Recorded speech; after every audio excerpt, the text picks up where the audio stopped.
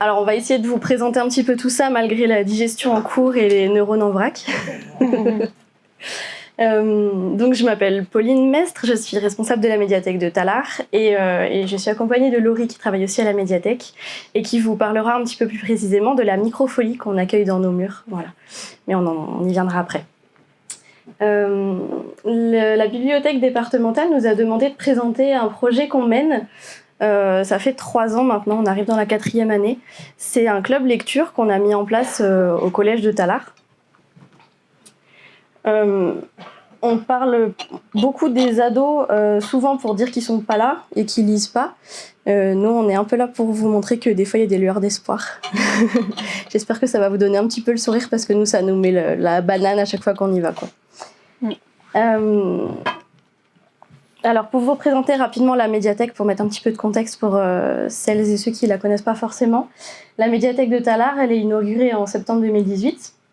On est ouvert 5 jours sur 7, ça représente 18 heures d'ouverture au public, plus 2 matinées dédiées à l'accueil des publics spécifiques, donc les scolaires principalement, les maternelles et primaires, et on essaye de diversifier un petit peu maintenant.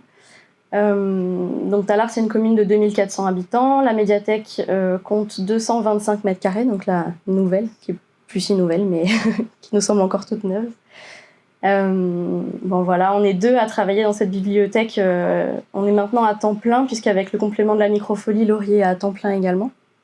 Plus notre cadre qui représente à peu près 0,20 je crois ETP, donc ça vous donne une petite idée de la masse salariale. Et on a une quinzaine de bénévoles qui nous accompagnent plus ou moins régulièrement, dont des mineurs. Voilà, on y reviendra un petit peu après. Et on propose des animations toute l'année. On a compté que ça correspond à peu près à une centaine d'animations par an pour tous les publics, pour vous donner une idée de ce qui peut se passer dans nos lieux. À 1 km de la médiathèque se trouve le collège Marie-Marvin. On a de la chance d'avoir un collège sur notre commune. C'est un collège qui compte à peu près 400 élèves. Il y a une voie piétonne qui est assez praticable, mais encore faut-il savoir où se trouve la médiathèque pour arriver jusqu'à la médiathèque depuis la sortie du collège. Et c'est un collège où il se passe beaucoup de choses. Les élèves ont de la chance, il y a beaucoup de clubs sportifs, il y a aussi le théâtre, la chorale, enfin voilà, ils ont beaucoup de propositions. Cependant, on a essayé de faire notre trou un petit peu dans ce collège parce qu'on se disait que la bibliothèque pouvait apporter quelque chose et que ça pouvait être sympa. On a donc proposé à partir de fin 2022, donc l'année scolaire 2022-2023, un club lecture. En fait, c'est parti de plusieurs choses. Il y a eu un nouveau principal qui est arrivé au collège, ainsi qu'une nouvelle documentaliste qui ont souhaité nous rencontrer. Donc on les a accueillis à la bibliothèque.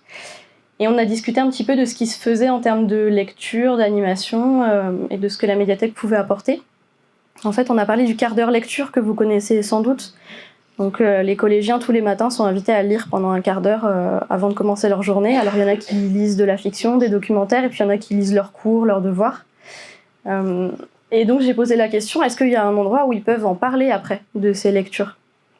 Parce que c'est quand même chouette, et puis ça fait beaucoup. Un quart d'heure par jour quand on est au collège, on a le temps d'en dévorer des livres pour ceux qui lisent de la fiction ou autre. Donc j'ai posé la question, est-ce qu'ils ont un espace pour en parler ? La réponse était non à l'époque, et donc je me suis dit, peut-être que simplement un endroit, un temps et un lieu pour discuter de ces lectures-là, ça peut être un truc sympa à leur proposer. Donc on s'est lancé là-dedans, avec la complicité de la documentaliste du coup de l'époque, qui restait donc les 2 premières années du projet, qui portait vraiment le projet du club auprès des élèves. Donc nous on y va à peu près 1 mois sur 2, un vendredi entre midi et 2, sur la base du volontariat. Sur la pause de midi, ils vont vite manger au self et après ils nous rejoignent au CDI. On est là, 3 quarts d'heure, 1 heure. Et en fait, en amont, il faut qu'ils s'inscrivent. Donc ça veut dire que la documentaliste, elle fait beaucoup de médiation en amont pour rappeler que le club lecture va avoir lieu, que c'est à telle date, voilà. Et grâce au travail de cette documentaliste, les 2 premières années du projet, on est passé de... Je pense que la première fois, on devait avoir peut-être une quinzaine d'élèves.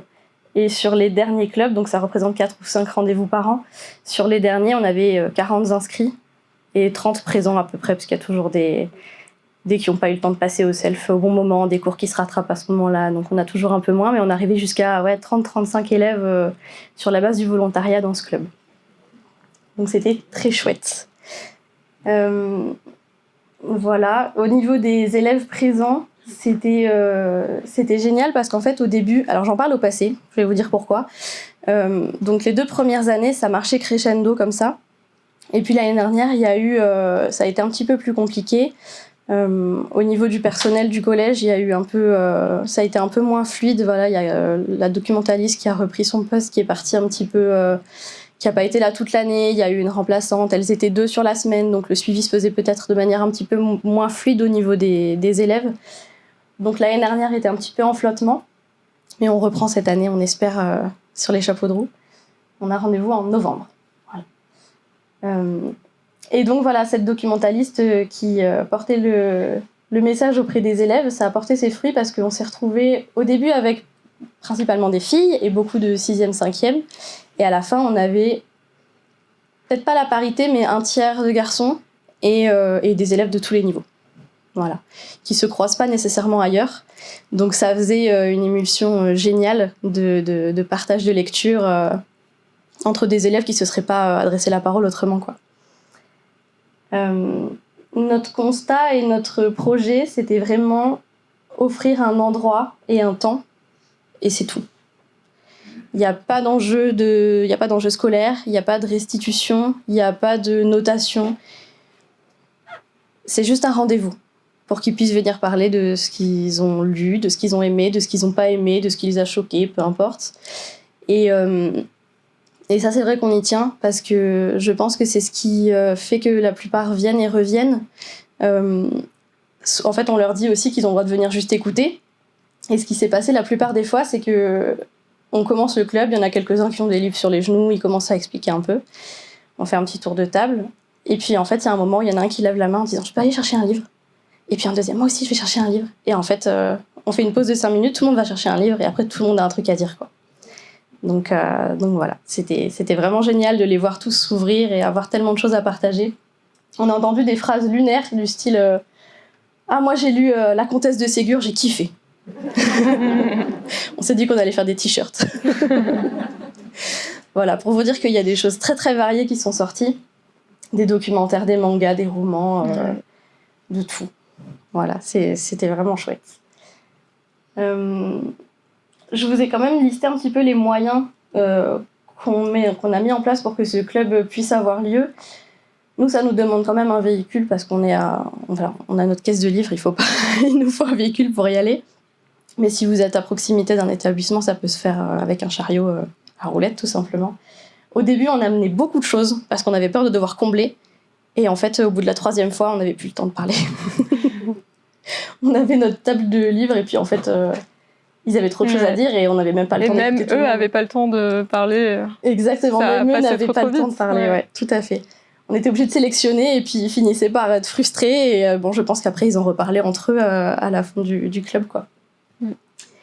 Donc nous, on venait avec des livres de la médiathèque qui ne pouvaient pas emprunter sur place, mais par contre, on prenait le soin de noter leur nom pour qu'ils puissent venir les chercher à la médiathèque par la suite, parce que c'était aussi un des objectifs, c'est de pouvoir leur montrer que la médiathèque existe. À chaque fois, on en profite pour leur présenter les animations à venir qui peuvent les intéresser. Voilà, on leur rappelle que c'est gratuit, que vous pouvez venir, que voilà. Et puis, il y a ceux qui connaissent qui disent « Ouais, moi j'y vais, c'est pas loin, moi j'y vais le vendredi après les cours. » Voilà. Et voilà, et donc on leur rappelle qu'ils peuvent faire leur carte et on leur garde les livres de côté pendant un temps. Et puis il y en a qui viennent avec les livres du CDI ou leurs livres à eux. Et à la fin, en fait, on met tout dans une caisse. Et ceux qui sont au CDI ou ceux qui acceptent de prêter leurs livres, ils se les prêtent aussi entre eux à la fin du club. Donc il y a un retour tout de suite. Et l'autre chose, c'est que la documentaliste, elle s'est engagée à la fin du club à faire une table de coup de cœur. Voilà, la table du club lecture. Comme ça, après, ça reste en place pendant quelques semaines pour qu'on puisse faire durer un petit peu le résultat du club. Voilà, donc on y va soit l'une, soit l'autre, soit les deux, si on a le temps. On aime bien y aller toutes les deux, mais c'est pas toujours possible. Encore mieux, oui. Parfois, on a un ou une bénévole qui nous accompagne. Parfois, on retrouve des bénévoles là-bas, puisqu'il y en a qui sont au collège, donc c'est chouette aussi. C'est les meilleurs ambassadeurs qu'on puisse avoir, en fait. C'est eux aussi qui vont faire le relais auprès des élèves pour parler du club et pour inciter les autres à venir.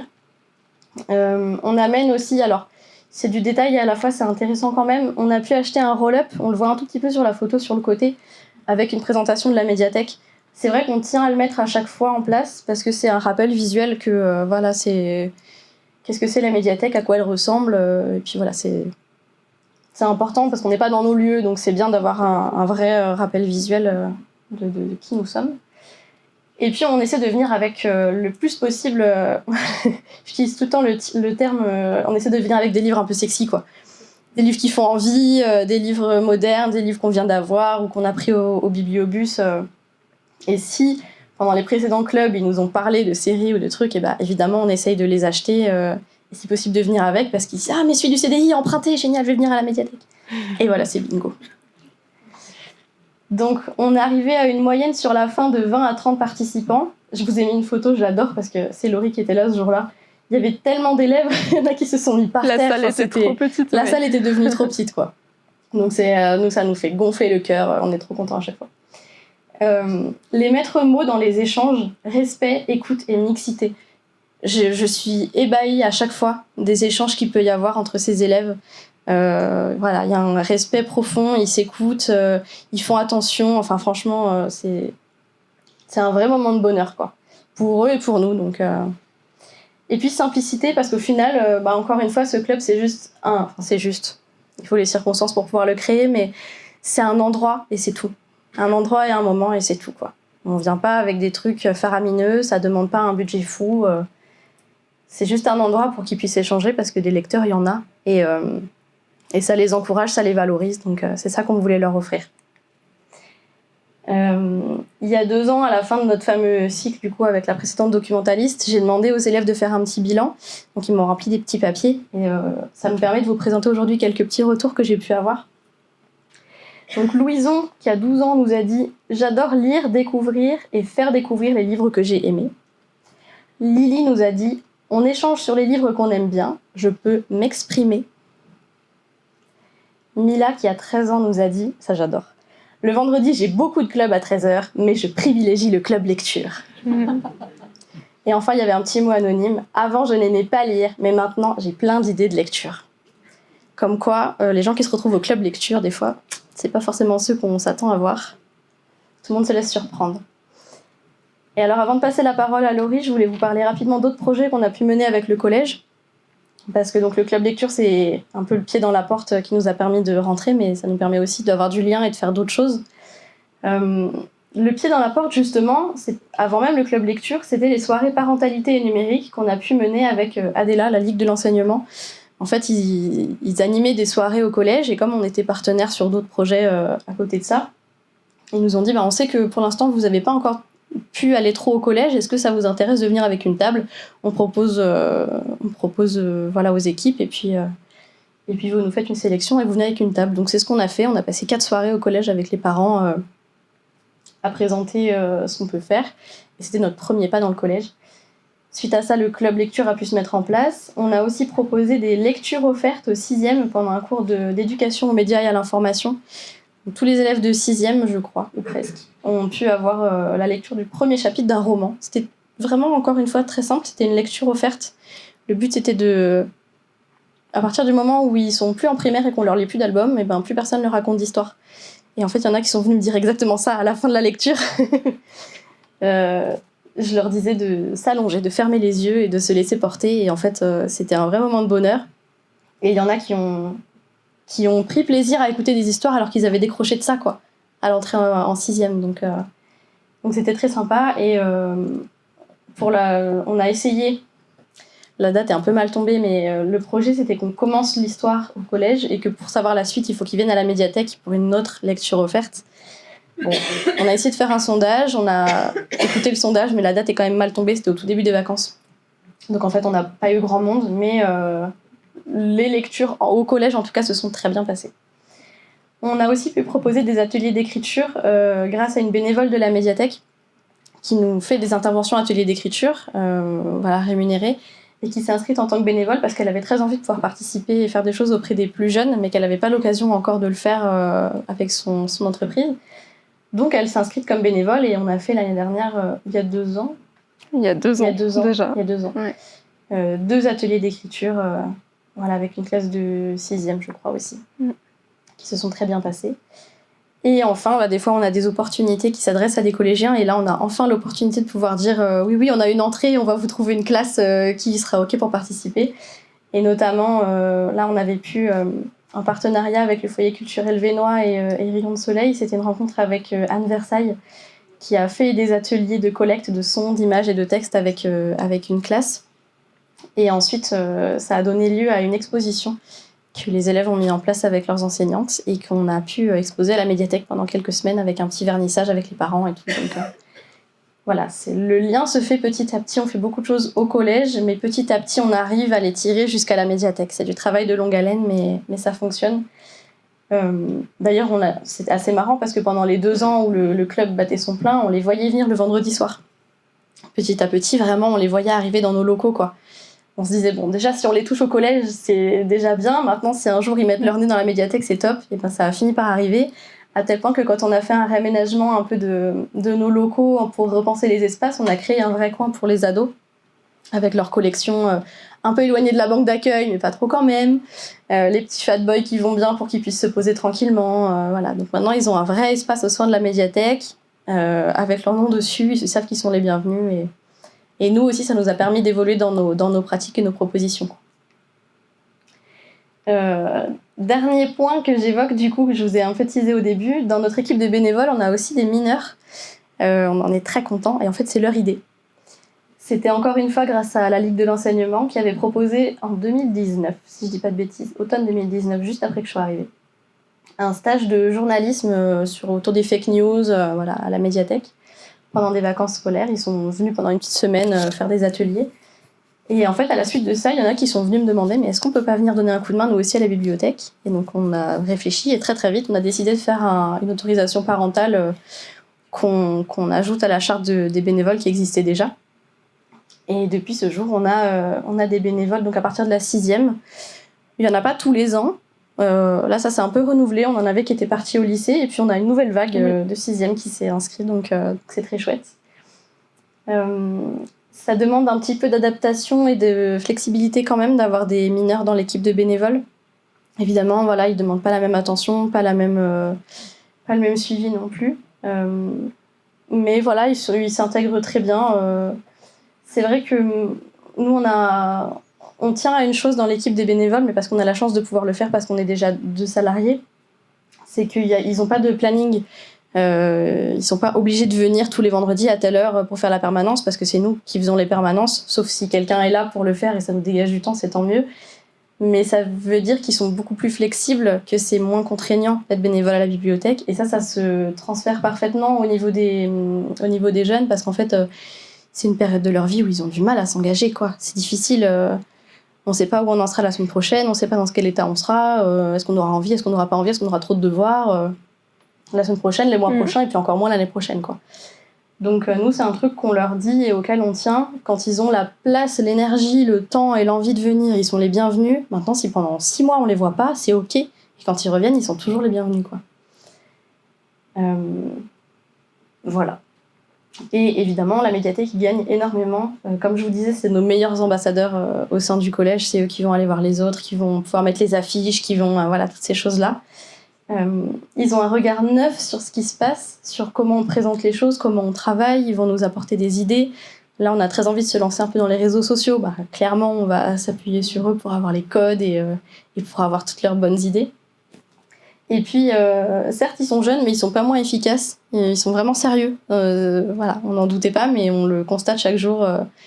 Ils accueillent les gens avec le sourire. Ils font attention à pas faire bugger Orphée. Enfin, vraiment, c'est un bonheur de travailler avec eux et ils nous le rendent bien, quoi. Voilà. Alors, il faut faire un peu de médiation auprès du public qui rentre et qui dit le travail des enfants. Alors, on explique, mais ils ont signé une charte. Ça fait un moment qu'on n'a pas eu cette remarque, mais c'est vrai qu'on l'a eu. Les gens s'habituent, en fait, mais c'est vrai que... Oui. C'est vrai que ça peut. Bon, faut être prêt à répondre et ça se passe très bien. Mais généralement, au contraire, le public est fasciné et reconnaissant de voir des enfants si jeunes, des adolescents, mais même en 6e, est-ce qu'on est vraiment adolescent ? On est encore entre les deux. C'est clair. Déjà investi. Ouais, c'est hyper valorisant pour les jeunes, en fait. Ils ont leur place, ils sont traités comme des adultes. Ils sont reconnus quand ils arrivent, on connaît leur prénom, le public connaît leur prénom. Enfin, voilà, pour eux, c'est chouette, quoi. Je te passe la parole parce que tu vas nous parler de la microfolie. Bravo. Elle le mérite. Alors oui, je ne vais pas trop m'étaler sur le sujet parce qu'à première vue, ça paraît pas directement en lien avec la thématique d'aujourd'hui, mais quand même, vous verrez que ça a du sens. Est-ce que quelqu'un... Enfin, j'imagine que certains connaissent la microfolie et que même certains en ont dans leur bibliothèque, peut-être ? Pas dans l'assemblée. Alors, qu'est-ce que c'est ? Oui, Saint-Bonnet, il y en a une. D'accord. Donc voilà, la microfolie, c'est un dispositif qui est pas facile à expliquer quand on ne l'a pas vu. Ça reste assez flou. C'est un dispositif culturel et numérique qui est porté par le ministère de la Culture et la Villette et par 12 établissements nationaux, des institutions culturelles, des musées qui se trouvent principalement à Paris. Mais maintenant, il y en a bien plus, vous verrez.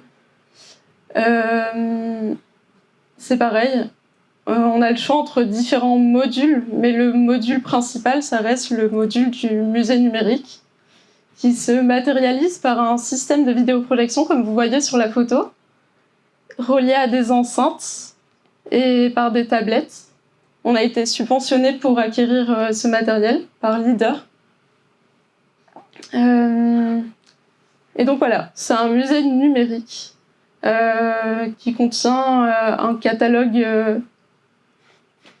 incroyable d'œuvres d'art numérisées, mais pas seulement des peintures, il y a également des vidéos, il peut y avoir de la musique, du théâtre, des retransmissions aussi. Et donc il y a 2 modes de visite possibles.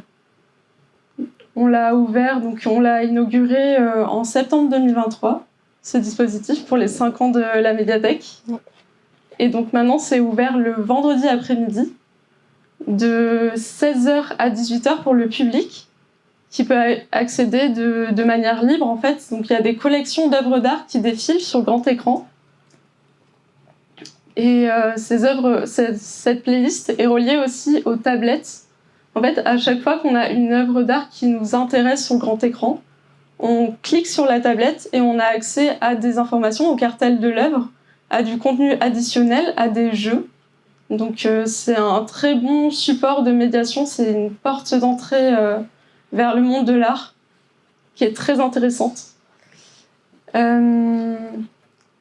il y a des animations qui sont proposées maintenant tout au long de l'année, en lien avec la thématique de la médiathèque.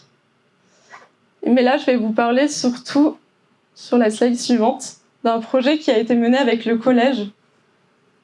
Parce que ce partenariat, quand on fait partie du réseau Microfolie, on a d'autres partenaires. On peut bénéficier de l'offre de différents partenaires, comme Arte, le Grand Palais RMN, les fondations Orange et Ubisoft. Est-ce que vous connaissez Ubisoft ?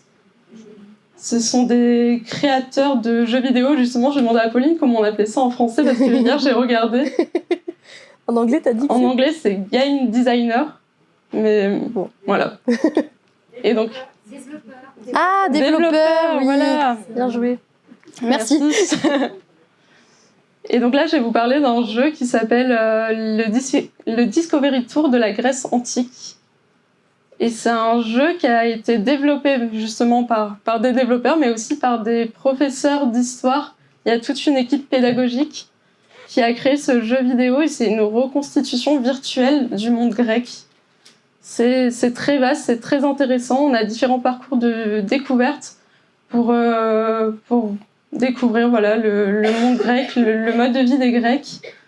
C'est immersif. On peut aller visiter des sites célèbres, la philosophie grecque. Et c'est très intéressant et c'est en adéquation avec le programme scolaire.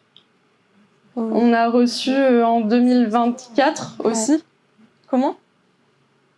Pardon. J'entendais pas. On a reçu en 2024 le groupe de l'option grecque du collège qui venait tous les vendredis. Alors niveau matériel, ça demandait pas grand-chose en fait. Il fallait une manette et donc l'écran qu'on avait déjà. Et donc tous les vendredis, les professeurs, la prof de grec venait avec un groupe et faisait des visites pour découvrir le monde antique. Et en parallèle, à côté, à la médiathèque, il y avait un temps d'abord sur l'écran. Et c'était assez drôle parce que justement, les élèves étaient très fiers de montrer comment on se servait de la manette. Oui. Donc, que ce soit les élèves comme la professeure, tout le monde était en position d'apprentissage finalement. Et donc voilà, ça se faisait en 2 temps. Une partie dans la microfolie où on apprenait comment vivaient les Grecs, la maisonnée urbaine, des thèmes philosophiques qui étaient les plus grands penseurs de la Grèce antique. Et puis après, à côté, vu que la médiathèque était fermée, parce que ça se faisait sur un temps de fermeture de la médiathèque, ils pouvaient bénéficier de la médiathèque, donc déjà pour découvrir le fonds documentaire de la médiathèque, et puis ensuite pour remplir des documents. Le professeur faisait vraiment un cours à côté, et c'était vraiment avantageux pour eux d'avoir ce temps-là à la médiathèque, un temps qui était rien que pour eux, parce que la médiathèque était fermée au public. Et donc voilà, c'était très intéressant parce que déjà la microfolie, ça permet d'attirer de nouveaux types de publics à la médiathèque. Ça permet de lier du contenu numérique avec le fonds documentaire de la médiathèque. Et voilà, c'est déjà pas mal, parce que je voulais pas parler très longtemps, donc...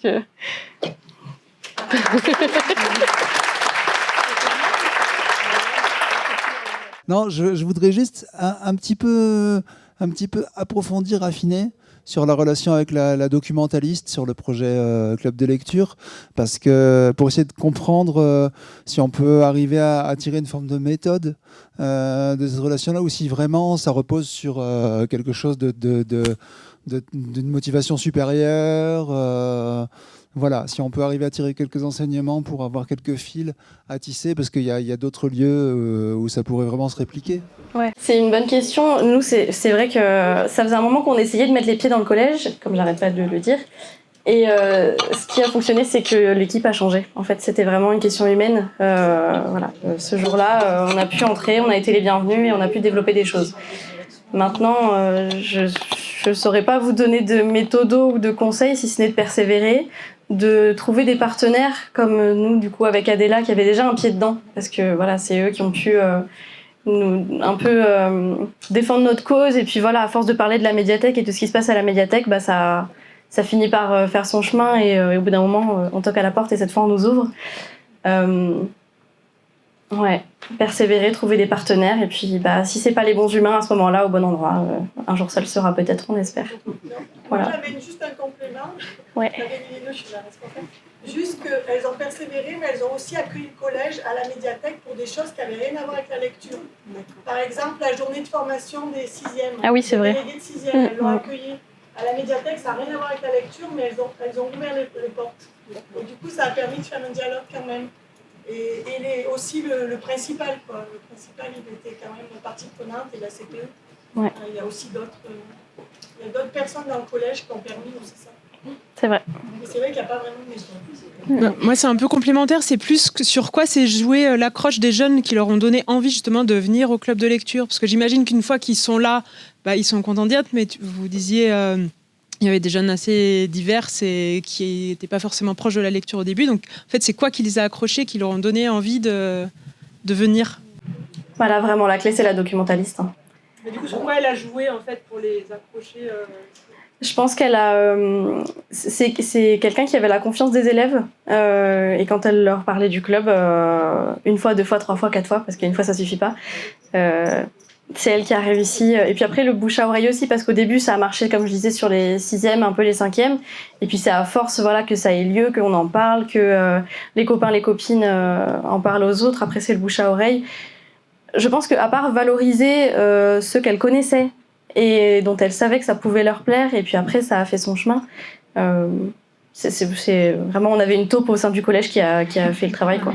Parce que nous, on est arrivé le jour J, on avait fait une affiche avant, mais voilà, c'est ça. C'est vraiment avoir des alliés dans les lieux, mais comme nos partenariats à droite à gauche, comme on peut avoir, quoi. C'est des alliés, c'est vraiment ça. Voilà. C'est plus joli à. Oui. Elle adorerait que je dise ça. C'est pas une question, c'est plus venir en complémentarité justement de ce que tu disais. C'est que quand, par exemple, moi j'avais eu des expériences avec le collège qui avaient été plus ou moins enrichissantes certaines années. Et parfois je me suis un petit peu essoufflée, donc j'ai laissé un petit peu couler. Et après, j'ai décidé de revenir, mais en utilisant une petite porte. Et j'ai réussi à de nouveau avoir accès en faisant venir une autrice qui était en résidence d'auteur sur un projet où on mélangeait justement différents publics. Et je suis allée là, c'était la classe Ulysse. Donc en plus, c'était un public qui m'intéressait particulièrement. Et on a fait des ateliers d'écriture avec Elsa Valentin, en partenariat avec l'école de musique. Et voilà, après, ça remet un lien et puis ça permet... parce que effectivement, la documentaliste ou le documentaliste sont des personnes importantes, mais pas que. Et que du coup, quand ça se ferme à ça, il faut pas baisser les bras et utiliser d'autres moyens. Des fois aussi, c'est la librairie qui nous permet de faire un projet commun ou différentes choses. Enfin, voilà. Et c'est vrai que j'ai beaucoup parlé de la documentaliste, il y a aussi des enseignants, des profs qui peuvent se saisir de certains projets. Moi, ce qui m'a beaucoup étonnée dans la simplicité, enfin, le succès qui a découlé de la simplicité de cette proposition, c'est qu'avant ça, j'étais venue avec des propositions de rencontres d'auteurs, de choses financées par la médiathèque en plus, qui n'auraient rien coûté, mais ça n'avait jamais pris. Et finalement, c'est cette proposition-là qui a marché, donc faut tenter des trucs, quoi. Faut tenter des trucs. Et comme effectivement, tu as raison, que ce soit par le CDI ou par ailleurs, faut tenter. Merci pour votre écoute. Est-ce que oui. Justement, ce qui différencie les actions coup de poing avec un auteur et cette proposition-là, c'est que cette proposition, elle s'inscrit dans la durée, en fait. Oui, je pense. Quelque chose avec des rendez-vous réguliers qui se retrouvent, ouais. qui correspondent peut-être mieux à la vie d'un collège. Ouais.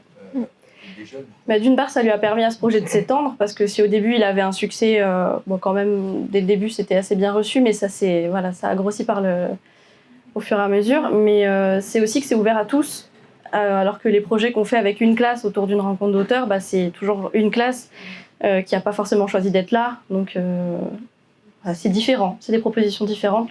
Quand on peut en faire de différentes formes, c'est toujours plus enrichissant, mais c'est différent. Voilà.